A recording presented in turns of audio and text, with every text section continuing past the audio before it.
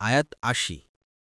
وَلُوطًا إِذْ قَالَ لِقَوْمِهِ أَتَأْتُونَ الْفَاحِشَةَ مَا سَبَقَكُم بِهَا مِنْ أَحَدٍ مِّنَ الْعَالَمِينَ। অনুবাদ: আর আমি লূতকেও পাঠিয়েছিলাম। তিনি তার সম্প্রদায়কে বলেছিলেন, তোমরা কি এমন খারাপ কাজ করে যাচ্ছ যা তোমাদের আগে সৃষ্টিকুলের কেউ করেনি? তাফসির: লূত আলাইহিসসালাম ছিলেন ইব্রাহিম আলাইহিসসালামের ভ্রাতুষ্পুত্র। উভয়ের মাতৃভূমি ছিল পশ্চিম ইরাকে বসরার নিকটবর্তী প্রসিদ্ধ বাবেল শহর। এখানে মূর্তিপূজার ব্যাপক প্রচলন ছিল। স্বয়ং ইব্রাহিম আলাইহিসসালামের পরিবারও মূর্তিপূজায় লিপ্ত ছিল। তাদের হিদায়েতের জন্য আল্লাহ তাআলাই ইব্রাহিম আলাইহিসসালামকে নবী করে পাঠান। কিন্তু সবাই তার বিরুদ্ধাচরণ করে এবং ব্যাপারটি নমরুদের অগ্নি পর্যন্ত গড়ায়। স্বয়ং পিতা তাকে গৃহ থেকে বহিষ্কার করার হুমকি দেন। নিজ পরিবারের মধ্যে শুধু স্ত্রী সারাহ ও ভ্রাতুষ্পুত্র লূত মুসলিম হন। অবশেষে তাদেরকে সাথে নিয়ে ইব্রাহিম আলাইহিসসালাম দেশ ছেড়ে সিরিয়ায় হিজরত করেন।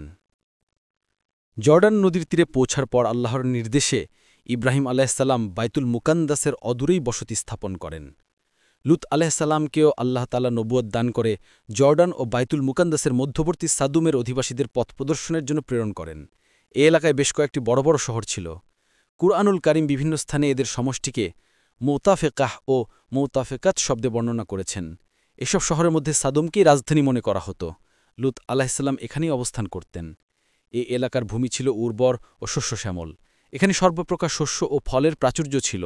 আল্লাহ তাআলা লূত আলাইহিসসালামকে তাদের হিদায়াতের জন্য নিযুক্ত করেন।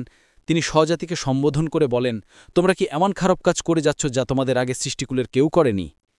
তার মানে লূত আলাইহিসসালামের জাতি নারীদেরকে বাদ দিয়ে পুরুষদের সাথে কামপ্রবৃত্তি চরিতার্থ করত। এটা ছিল এমন কাজ যা এর পূর্বে কোনো জাতি করেনি। এজন্য আল্লাহ বলছেন, তোমরা মনুষ্যত্বের সীমা অতিক্রমকারী সম্প্রদায়। প্রত্যেক কাজে সীমা অতিক্রম করাই তোমাদের আসল রোগ। যৌন কামনার ক্ষেত্রেও তোমরা আল্লাহর নির্ধারিত সীমা ডিঙ্গিয়ে স্বভাববিরুদ্ধ কাজে লিপ্ত হয়েছ। লূত আলাইহিসসালামের উপদেশের জবাবে তার সম্প্রদায় বলল, এরা বড় পবিত্র ও পরিচ্ছন্ন বলে দাবি করে। এদের চিকিৎসা এই যে এদেরকে বস্তি থেকে বের করে দাও। তখন গোটা জাতি আল্লাহর আযাবে পতিত হল। শুধু লূত আলাইহিসসালাম ও তার কয়েকজন সঙ্গী আযাব থেকে বেঁচে রইলেন। আল্লাহ বলেন, আমি লূত ও তার পরিবারকে আযাব থেকে বাঁচিয়ে রেখেছি, কারণ লূত আলাইহিসসালামের ঘরের লোকেরাই মুসলিম ছিল। সুতরাং তারাই আযাব থেকে মুক্তি পেল। অবশ্য তাদের মধ্যে তার স্ত্রীও অন্তর্ভুক্ত ছিল না। সার কথা এই যে গোনাগুন্তি কয়েকজন মুসলিম ছিল। তাদেরকে আযাব থেকে বাঁচানোর জন্য আল্লাহ তাআলা লূত আলাইহিসসালামকে নির্দেশ দেন যে স্ত্রী ব্যতীত অন্যান্য পরিবার পরিজন ও সম্পর্কশীল লোককে নিয়ে সে সাথে বস্তি থেকে বের হয়ে যান এবং পিছনে ফিরে দেখবেন না, কেননা আপনি যখন বস্তি থেকে বের হয়ে যাবেন তখনই বিলম্ব না করে আযাব এসে পড়বে। লূত আলাইহিসসালাম এই নির্দেশ মতো পরিবার পরিজন ও সম্পর্কশীল লোককে নিয়ে সে সাথে সদুম ত্যাগ করেন। তার স্ত্রী প্রসঙ্গে দুরকম বর্ণনা রয়েছে। এক বর্ণনা অনুযায়ী সে সঙ্গে রওনাই হয়নি।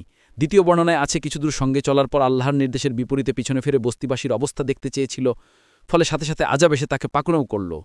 কুরআনুল কারীমের বিভিন্ন জায়গায় ঘটনাটি সংক্ষেপ ও বিস্তারিতভাবে বর্ণিত হয়েছে। তাদের উপর আপতিত আযাব সম্পর্কে আল্লাহ তাআলা বলেন, যখন আমার আযাব এসে গেল তখন আমি বস্তিটিকে উল্টে দিলাম এবং তাদের উপর স্তরে স্তরে প্রস্তর বর্ষণ করলাম, যা আপনার প্রতিপালকের নিকট চিহ্নযুক্ত ছিল। সে বস্তিটি এ কাফেরদের থেকে বেশি দূরে নয়। এতে বোঝা যাচ্ছে যে উপর থেকে প্রস্তর বর্ষিত হয়েছে এবং নিজে থেকে জিবরাইল আলাইহিসসালাম গোটা ভূখণ্ডকে উপরে তুলে উল্টে দিয়েছেন। সূরা আল হিজরের আয়াতে এ আযাবের বর্ণনার পূর্বে বলা হয়েছে, সূর্যোদয়ের সময় বিকট শব্দ তাদেরকে পাকড়াও করল।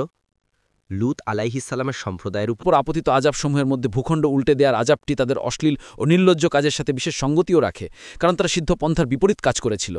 সূরা হুদের বর্ণিত আয়াতসমূহের শেষে আল্লাহ তাআলা আরবদেরকে হুঁশিয়ার করে একথা বলেছে যে উল্টে দেয়া বস্তিগুলো জালিমদের কাছ থেকে বেশি দূরে নয়।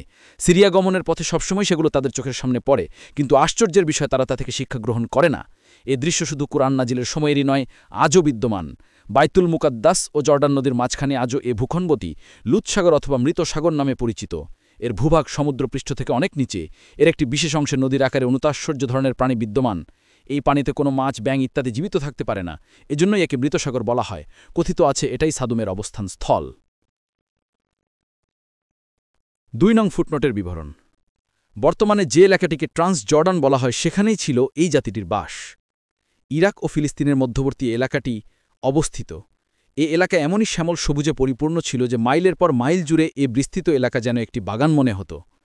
এ এলাকার প্রাকৃতিক সৌন্দর্য মানুষকে মুগ্ধ ও বিমোহিত করত, কিন্তু আজ এ জাতির নাম নিশানা দুনিয়ার বুক থেকে নিশ্চিহ্ন হয়ে গেছে।